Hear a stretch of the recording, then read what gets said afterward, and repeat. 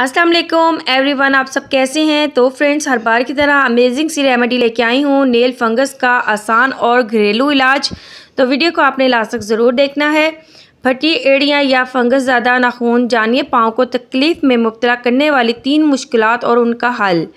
जिस्म के किसी भी हिस्से में होने वाला दर्द हमारे लिए तकलीफ़ का बाइस बनता है, लेकिन पाँव में किसी भी किस्म का दर्द हमें चलने फिरने से महरूम कर देता है। मौसमी सरमा में एक मसला जो आम है वो है एड़ियों का फटना।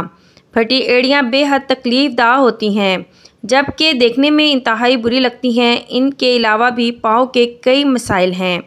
आइए बात करते हैं कुछ आम से मसाइल और इनका हल। तो वीडियो को लास्ट तक ज़रूर देखना है और चैनल को आपने ज़रूर सब्सक्राइब कर देना है। गोश्त के अंदर नाखून का बढ़ना। पाँव को तकलीफ़ में मुब्तला करने वाली एक बड़ी मुश्किल नाखूनों का गोश्त के अंदर बढ़ना है।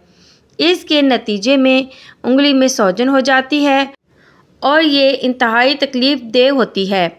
बाज़ औक़ात इसके बायस उंगली से खून भी निकल आता है और तकलीफ़ शदीद होने की सूरत में उंगली इन्फेक्शन का शिकार हो जाती है। लेकिन सवाल ये पैदा होता है कि ये मसला क्यों पैदा होता है। इसकी सबसे बड़ी वजह ख़राब तरह से नाखून काटना है। इसके अलावा तंग जूते पहनने या पाँव में पसीना आने से भी इस मुश्किल का सामना करना पड़ सकता है। इसके लिए ज़रूरी है कि उंगली के नाखून का ख्याल रखा जाए और जैसे ही एक हद से बढ़ जाए इसे फ़ौरन काट दिया जाए। नाखून को कभी भी बहुत ज़्यादा अंदर तक ना काटें। फटी एड़ियाँ। पाँव की एड़ियाँ फटना बहुत ही आम मसला है, जो ना सिर्फ सर्दियों बल्कि गर्मियों में भी पेश आ सकता है। एड़ियाँ उस वक्त फटती हैं जब इनके टिश्यू खुश्क हो जाते हैं। बढ़ती उम्र के साथ भी ये मसला पेश आ सकता है।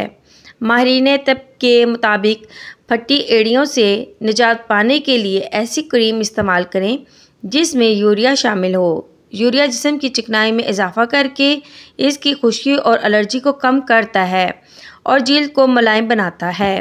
फंगस ज़्यादा उंगलियां या पाँव। फंगस से मुराद पाँव के नाखून या उंगलियों का बदबूदार पीला हो जाना है।